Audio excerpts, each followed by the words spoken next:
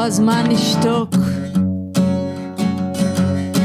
עכשיו חובה לצעוק בכל הכוח. המצב מוכרח להשתנות. תביאו סוף למלחמות. רוצים לשמוח, לא לבכות.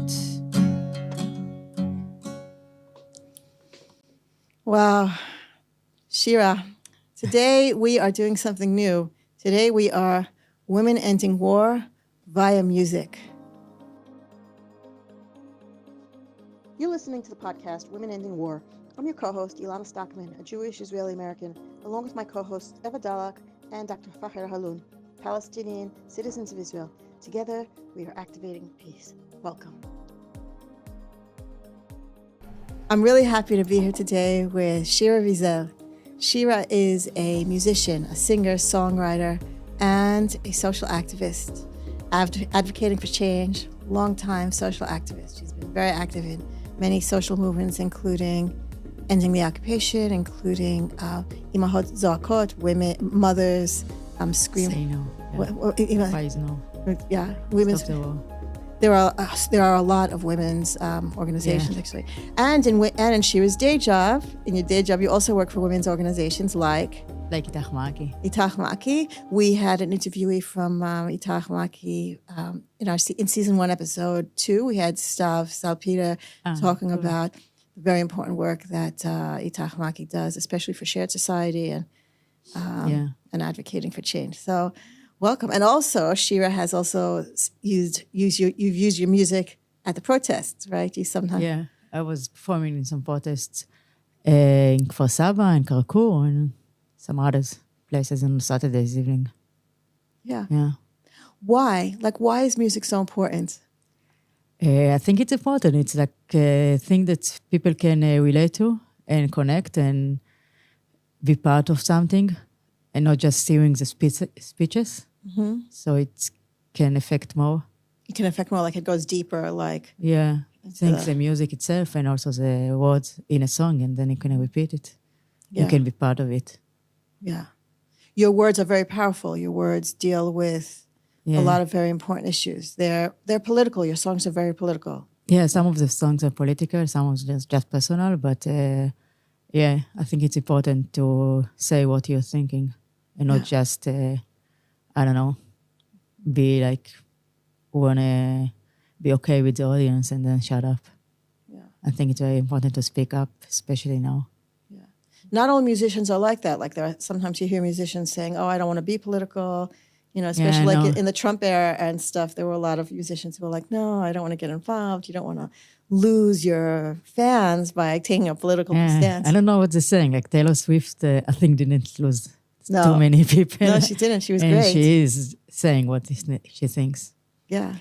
Yeah. Even Beyonce did, by the way. She came out for Kamala Harris. Yeah. Nice. She's one of those musicians who's always like, "Oh, I don't get political," but she got political for Kamala Harris, which was new. Yeah, at some point you just realize you have to, because if not, the situation going to be very bad. Mm-hmm. I think it's happened to Taylor Swift and something, touched her with women in her country, in her place. Yeah. So you've always been a musician, and have you always been a political activist? Yeah. Like, I think it was from forever, kind of, that political issues bothered me. Mm-hmm. Started working on Breaking the Silence like 10 years ago. But even before, I was learning and trying to get more involved in other places. Mm-hmm. I was volunteering in Koach La'ovdim. Like just that's like the unions? Yeah. Like the idea that if you'll change the working place, then everything will be better, or the society. Mm-hmm. So you've always been concerned about issues of like justice and equality and things like that? Yeah, it always bothered me. Mm-hmm. And since I started working in Breaking the Silence, it just got more and more activists and know more people. I think everybody I know now is an activist or something like this. And when did you become like such a peace activist? Like when did the issue of like peace start to speak to you? It always did, but now it seems more relevant. Like since October 7, when something big is happening, so there is a room for a bigger solution. So I think it's now really the time, the opportunity, like after 73 war. So it kind of felt the same. It's something big happened, and that the audience, the people in Israel will understand that peace is the answer. I don't know. It will take time, but... So since October 7th, you've been particularly active with the music. Tell me a little bit about what this past year has been like for you. It's terrible. I don't know. It's in one hand, it's really terrible, and it's sadness all the time, and how to deal with everything that's going on, and you just want to ignore it, but you can't. And in the other end, I became more activist and met more people and start doing more stuff, volunteering in more stuff. Now also at the record, like everything, a lot of things happened, but also everything is very sad. Like, just like I'm full with sadness all the time, kind of. So it's very hard and it's very sad, but at the same time, you're seeing that you yourself have become more active in this past year. Yeah. And because there's a certain there's a certain line that you hear all the time that since October 7th, most of Israel has taken like 2 steps to the right. But I keep hearing from women here, especially in this podcast, who have become more activist towards the left in the past year. What are you seeing that also? Like you've seen more activism? Yeah, I know now more people that I didn't know before, and they're more active. And in the mothers crying, like to end the war, people always join us, and now even the Kaplan people are saying to stop the war. So things are happening. In the right the direction. So tell us about the song you were just singing at the opening. It's called Avanim Metaftafot Dma'ot, which means stones are shedding tears, dripping. Metaftafot is like it's like drizzling or rain. It's like it's a metaphor of rain. Yeah, like dripping, kind of. Yeah. So I played the chorus of it. It's about that you have to speak now because everything is changed now, and it's a time, and there is never a time to not speak. But now it's even more important. And in the beginning of the war, I went to protests against the war and against the government. But most of the people that were protesting before saying it's not the time now, and we should go to Miluim or things like this. And I didn't think so. I thought this is the best time to change because of the thing that happened, and there's like no way this government can stay, and we need to protest against it now. And I also was against the war, so I didn't understand why everybody's going to war. Yeah. People are going to Miluim, people go to reserve duty because that's the culture here. It's the culture, and it's, risky not to. I've had this conversation with my kids also, like not going to reserve duty is not such a feasible option for a lot of people. Even though I think that there are a lot of people leaving, like we just heard last week that something like 82,000 Israelis have left since the start of the war. Wow. And there are, and also I hear also that something like 25% is like a 25% burnout rate in the army of people, of the reservists who are like just not showing up. Not showing up again is very risky. You can go to jail for it, but there's all kinds of like ways not to. And I don't really know people who are going to Miluim. Like even before, I think it's not. You just don't go, and then you ask for to get rid to stop going. And did you do army service? Yeah. You're originally from Kibbutz Regavim. Regavim, and now you live in Tel Aviv. And I was in the army in the Air Force, in the Kiryat. And I don't know, I just did the service. It's like 1 year and 9 months. And it was an important position, but I didn't want to do the reserve also. So I just told them, like both of us thought it's not relevant, the guys who left after me. And could call me for Miluim, but they didn't want to, and I didn't want to come. So it was like, okay for everybody. And after 2 years, it just got like letters saying, okay, you don't need to come ever. You got a letter saying you don't have to come. That's nice. Yeah. Nice for you. Okay, so let's go back to your music. So let's talk about the song that you started with, the Avanim Mitavtefot and Ma'ot, Stones Shedding Tears, that you played a little bit. Do you want to play the rest of the song for us? Yeah, I will. Okay.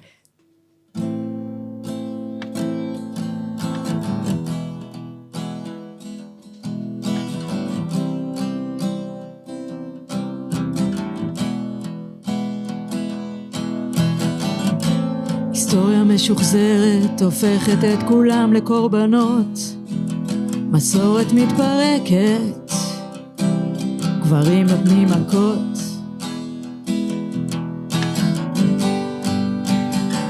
האבנים מטפטפות דמעות, מילים ריקות מתוכן, יוצרות התפרעויות. האש בין הבתים קופצת, לי נשאר לבכות. כולם מדברים, ההבטחות מתנפצות. עכשיו זה לא הזמן לשתוק. עכשיו חובה לצעוק בכל הכוח. המצב מוכרח להשתנות.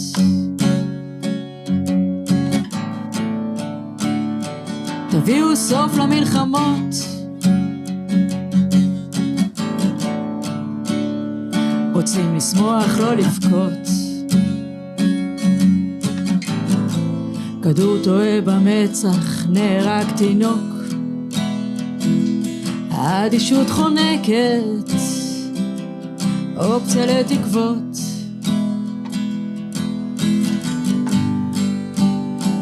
האבנים מטפטפות דמעות. האבנים מטפטפות דמעות. מסוק חותך את השמיים, מזכיר לי רק בשורות רעות. והמלחמה מיותרת 40 קילומטרים לשום מקום. כולם מדברים, ההבטחות מתנפצות. עכשיו זה לא הזמן לשתוק. עכשיו חובה לצעוק בכל הכוח. המצב מוכרח להשתנות.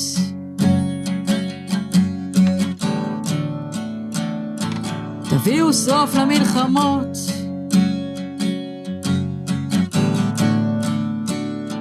רוצים לשמוח, לא לבכות.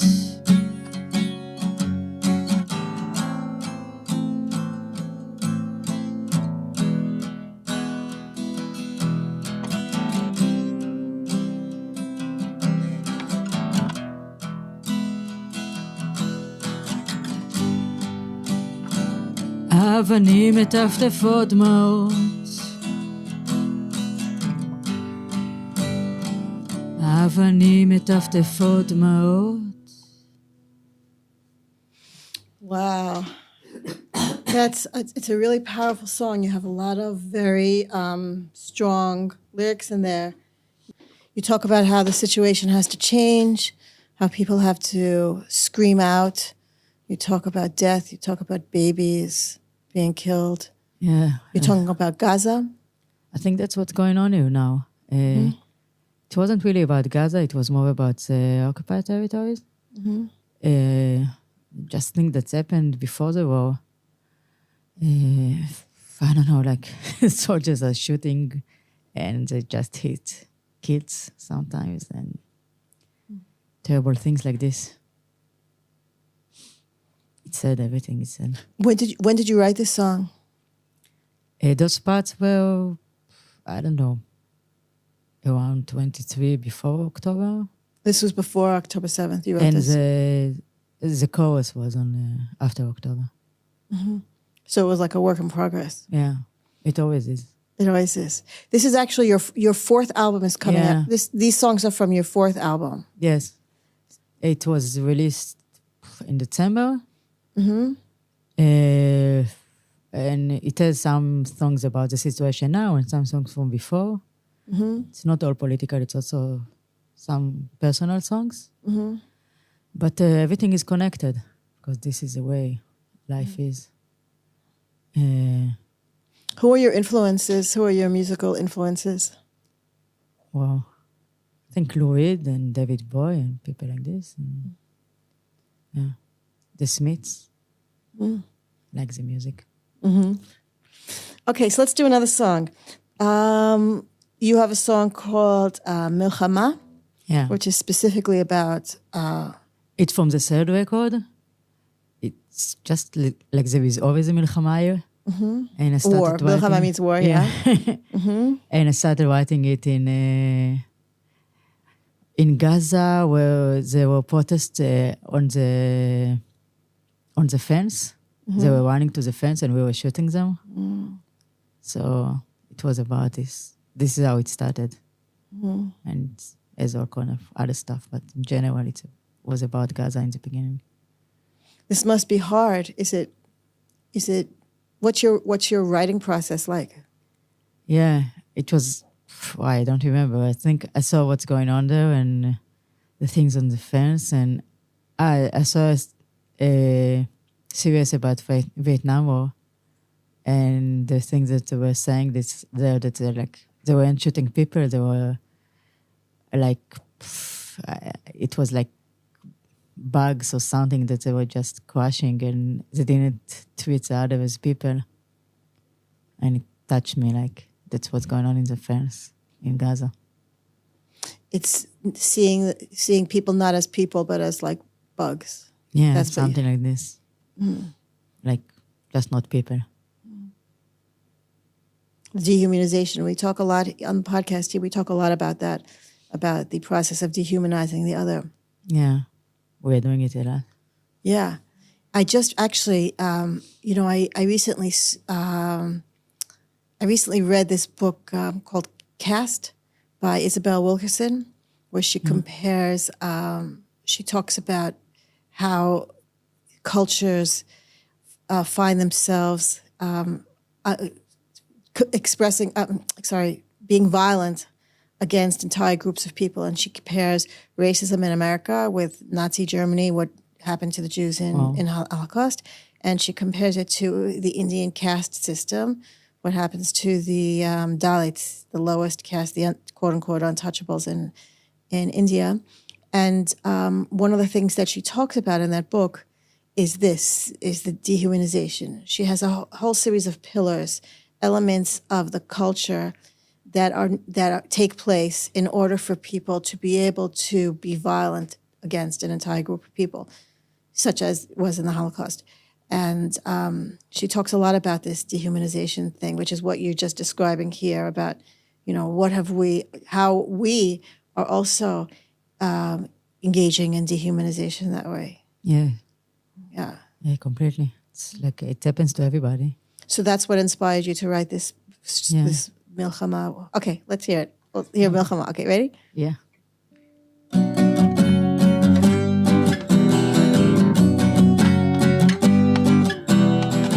זאת מלחמה, זה מה שאנחנו עושים. מוחצים, ג'וקים, לא הורגים אנשים. מכוונים לצלעות, הכדורים לא טועים. שהמצפון ילך להזדיין, אין לי כוח להרגיש. יש לי מלא מדינות אחרות, אבל רק אחת שהיא בית. מכל כיוון אומרים לי מה לחשוב, תודה אבל כבר תרמתי.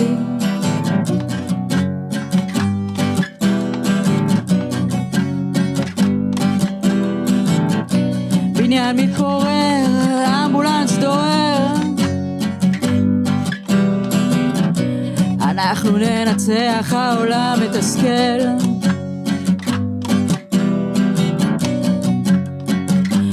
קו החוף מצטמצם,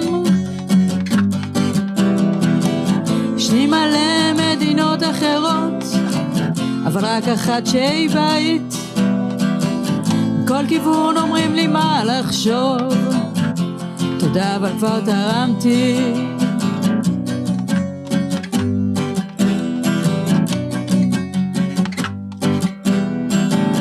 טלוויזיה נפלה, אין מה לראות, מזל שהקלטתי. טופצים בשמיים, מטוסים באדמה, הכפתור נתקע, האזעקה קבועה. שלי מלא מדינות אחרות, אבל רק אחת שהיא בית. כל כיוון אומרים לי מה לחשוב, תודה אבל כבר תרמתי.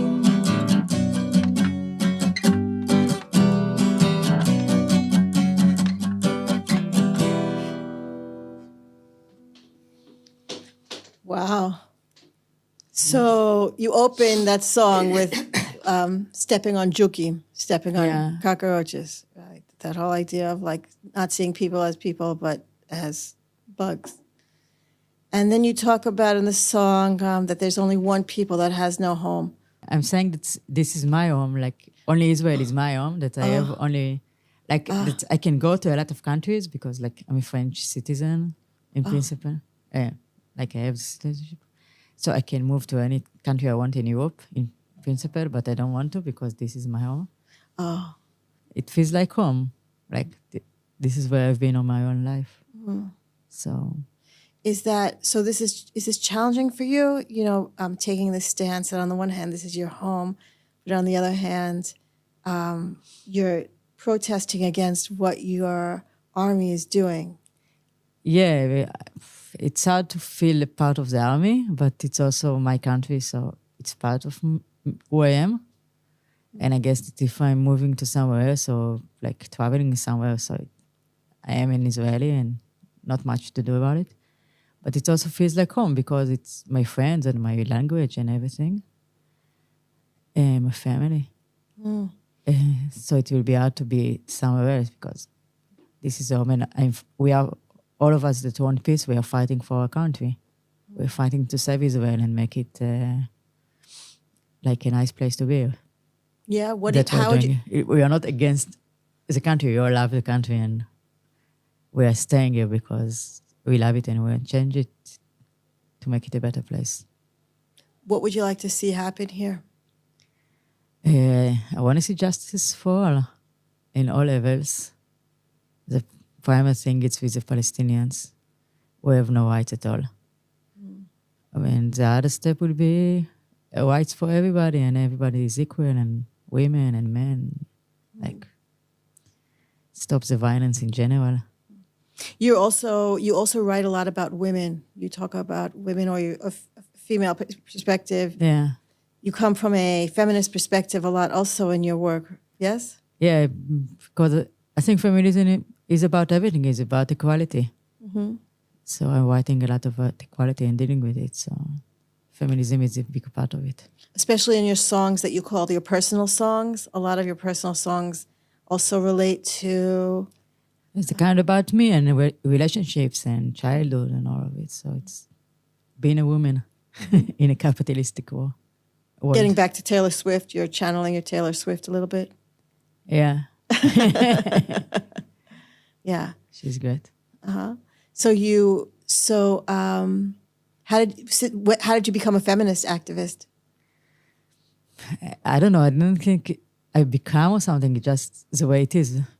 It's because feminism is about equality and I just fighting for it. So just also feminism. So overall, you're looking for equality on... Feminism is like your lens for looking at equality and justice in different groups. Yeah, feminism is one of the lenses. Mm-hmm. Like just against capitalism and patriarchism and all of it. Yeah. I talk about stuff like that all the time also. I talk about feminism as a lens. Feminism for me is a lens through which I look at what's going on in Israel in general with different groups and also with the Palestinians. Feminism is a tool for me to see the people who are often unseen, to see those who are sort of marginalized and invisible. Feminism also helps me understand power dynamics in language, like what kind of language one group will use to keep another group down, to make another group feel less worthy or, less intelligent or less capable and all of those things. Or the language that one group may use about another group's body, So we as women, every woman I know has experienced that pretty much in some way or another. And I often think about that also, getting back to what you were saying about, how we look at other people, how Israelis look at Palestinians. Are we seeing whole people or are we seeing, bodies? Are we seeing people with minds and souls or are we generalizing? Are we generalizing about whole groups? So for me, feminism is that kind of lens to help me understand many different kinds of frameworks of power and language and power. Yeah, sure. Mm-hmm. Yeah, it is. Yeah. Yeah, I understand. So should we do a song about, from a feminist perspective? A song... There is a song, Busha, it's about mothers and they're dealing with life, yeah. Yalla. All right, Busha. Also, Busha, part of it is about it. Busha means shame. Yeah. Okay. Also, by the way, Busha is one of the main slogans of the anti-government protests. Yeah, so it's kind of mixing the Busha and the Busha that I feel because of them. Oh, interesting. Because they are going to the war in the end. Okay.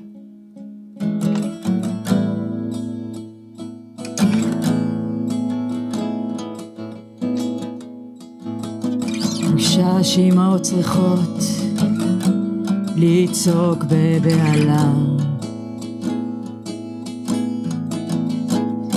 בושה שאימהות צריכות לצעוק באכזבה,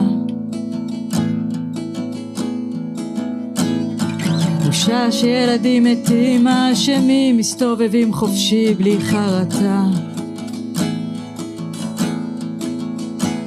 על איזו בושה אתם צועקים, אין מספיק בתי משפט להלבין את החרפה, אני בוערת מבפנים, מאבדת תקווה,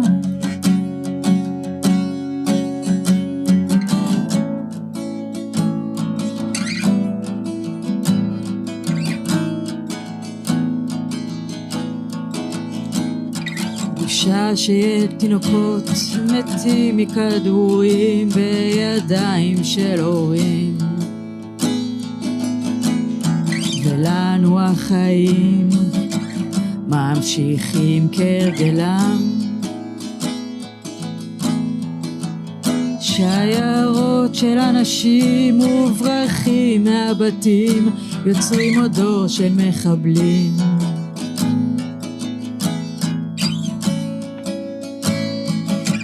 אדמה שרופה, על איזו בושה אתם צועקים, אין מספיק בתי משפט להלבין את החרפה, אני בוערת מבפנים, מאבדת תקווה, בושה, בושה, בושה, בושה,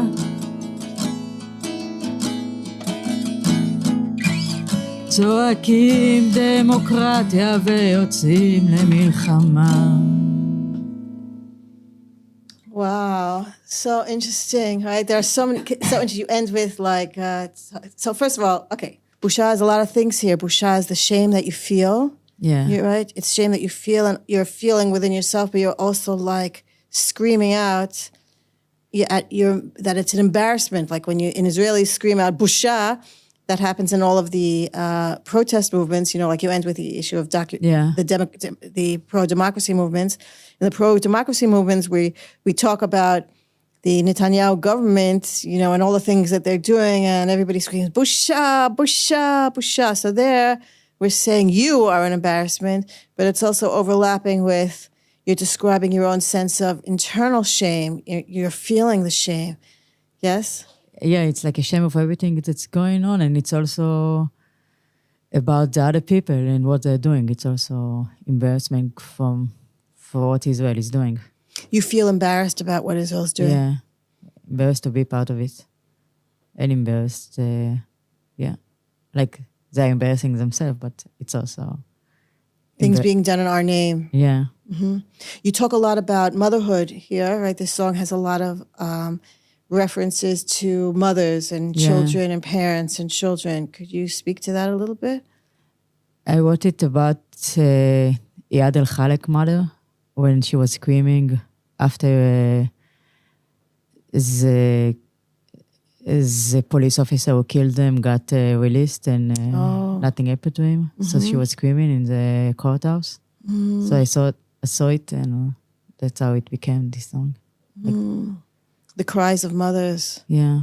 So many of these these mothers groups, these women's group have screaming in their title. Mothers screaming, parents screaming. Yeah, because if it seems like you need to scream here. If you don't scream, nobody hears you. Nobody is noticing you. And even sometimes when you scream, nobody listens either. Yeah. You talk in the song also about losing hope. Yeah. Is that how you feel? You feel like you're losing hope? Sometimes, but most of the time I don't. Like, it comes and goes, Hope comes and goes. Yeah. Hope is a choice. Yeah. It's not even, it's like I keep hearing people talking about hope, that hope is no longer just an emotion that comes or goes. Hope is a political decision. It's a decision to grasp it, to hang on to it, even when it's sort of hard. Because if you don't hold on to it, then what are you doing? Then you have no motivation to scream, to go protest, to speak out, to sing, make music, whatever to do.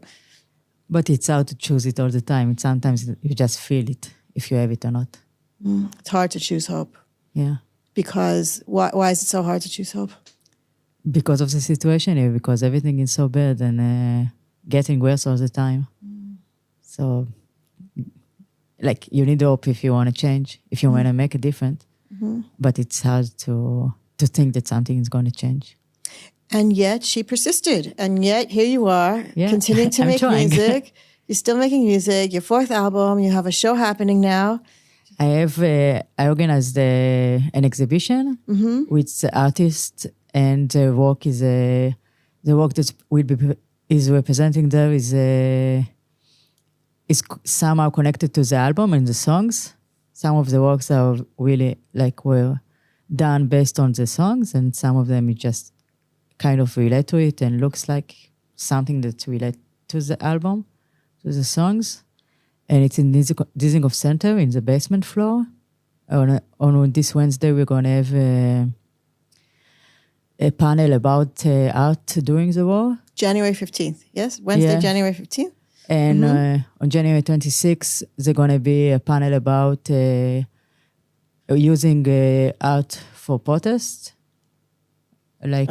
protesting through art. Mm-hmm. And there is going to be a third panel on the 29th about what's going to happen now and what are we doing and how can we change the situation here? How can we bring peace or whatever? Sounds good.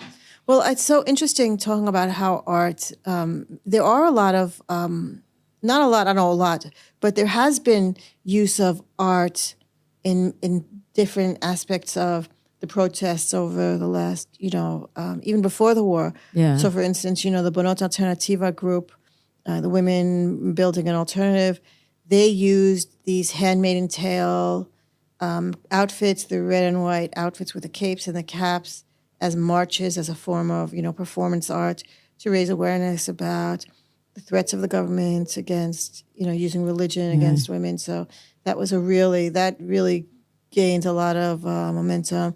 There are also different musicians, I think, out there. There's Yael Deckelbaum, who she's been writing music for peace for a long time. She's with women wage peace. With women wage peace. Yeah. So there's that. Also, on October 7th at the Alternative Memorial, organized by the families. Yeah. So, they used music. That whole event almost was music. It was like half music and half talks, but it was very, very music-centric, music for change. So there's been like a lot of different ways of trying to use music and art and performance art and lots of others. So, for instance, the movement trying to raise awareness about violence in the Arab community in Israel. They a lot of times have marches with coffins to raise awareness about that. So that also is a form of like performance art.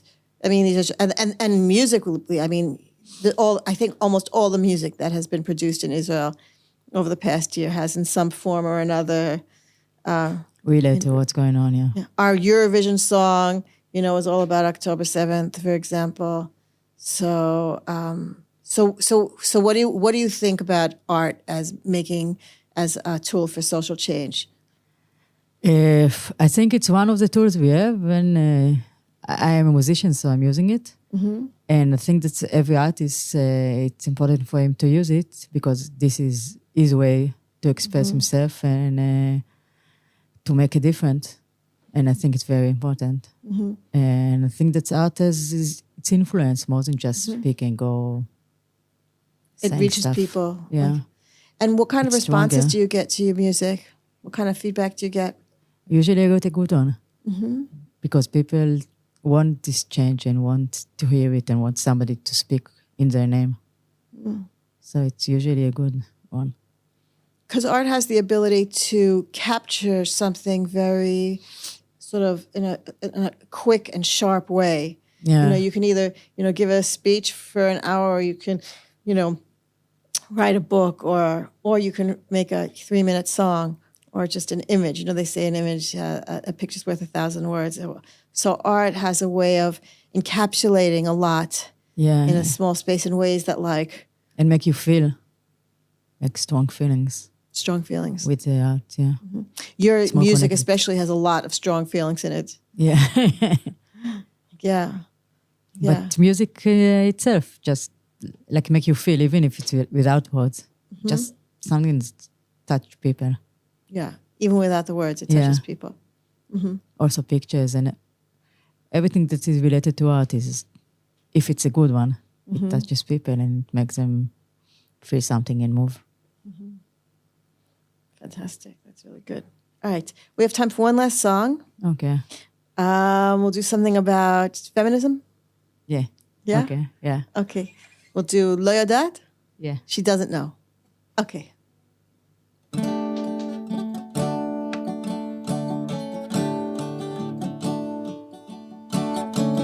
לא יודעת מה קרה,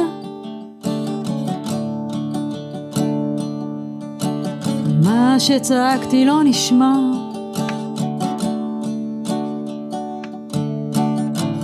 כסף במהירות בין רכה לרכה,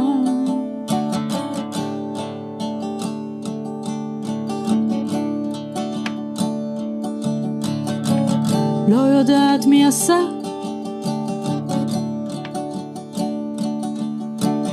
משהו שלא ניתן למחילה, מה שצעקתי לא נשמע, הפחד מהדהד עד התקרה, חנקתי את עצמי, שרתי פתח קטן שיכנס את אוויר שאשרוד, לא אכפת לי לחיות, לא אכפת לי לשמוח, עושית עליי שנים מבוזבזות, ויתרתי לחלום,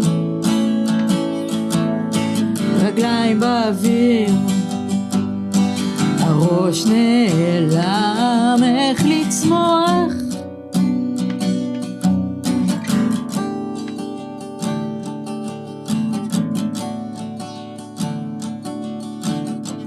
לא יודעת מה קרה, בחלומות האחרונים אתה בוגד, אני שבועה. צועקת, הכל נשמע, הכעס עף במהירות בין רכה לרכה. חנקתי את עצמי, שרתי פתח קטן, שייכנס את אוויר, שאשרוד. לא אכפת לי לחיות, לא אכפת לי לשמוח. נושאת עליי שנים מבוזבזות, ויתרתי לחלום, רגליים באוויר, הראש נעלם, איך לצמוח.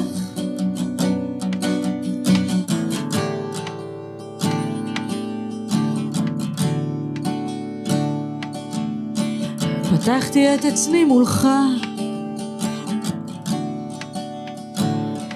גילינו גוף מחורר מתפורר, כל נגיעה הפצצה. אתה מחבק כשמתחשק לי לברוח,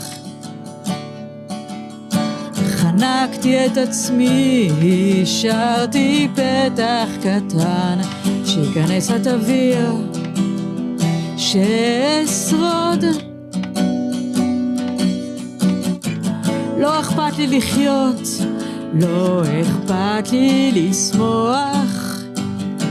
נושאת עליי שנים מבוזבזות, ויתרתי לחלום, רגליים באוויר, הראש נעלם, איך לצמוח.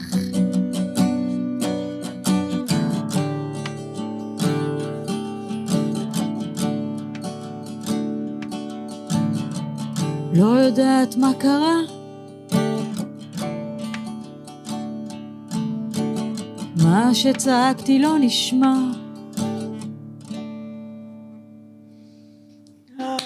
Shira. Thanks. So, what first of all, tell us about this song. What is the message of this song for you?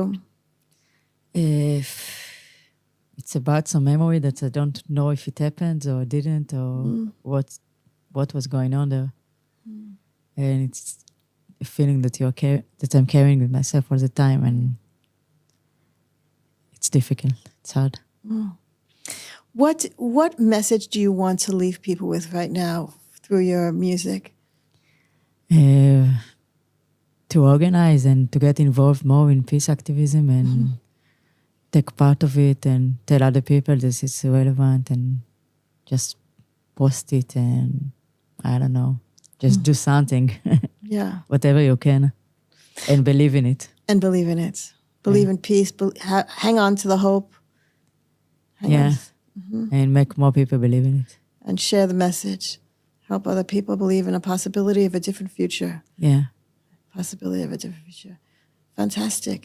Okay, so visit Shira's exhibition in Dizengoff Center and panels on January 15th and January 26th and 29th. Yeah. Fantastic. And I'll share links to your albums. Your albums are on Spotify.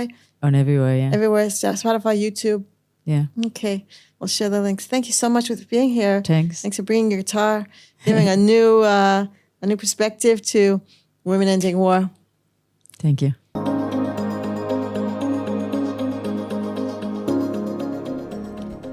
You've been listening to the podcast Women Ending War. I'm Dr. Ilana Stockman, and my co-host is Eva Dalak. If you like this, please subscribe, share, like, and comment. Links to our channels on YouTube, Spotify, and Apple are below. Follow us on Facebook, Instagram, and Substack. And please consider supporting us financially. We need your help. Link to our GoFundMe page is below. In peace, salam, and shalom.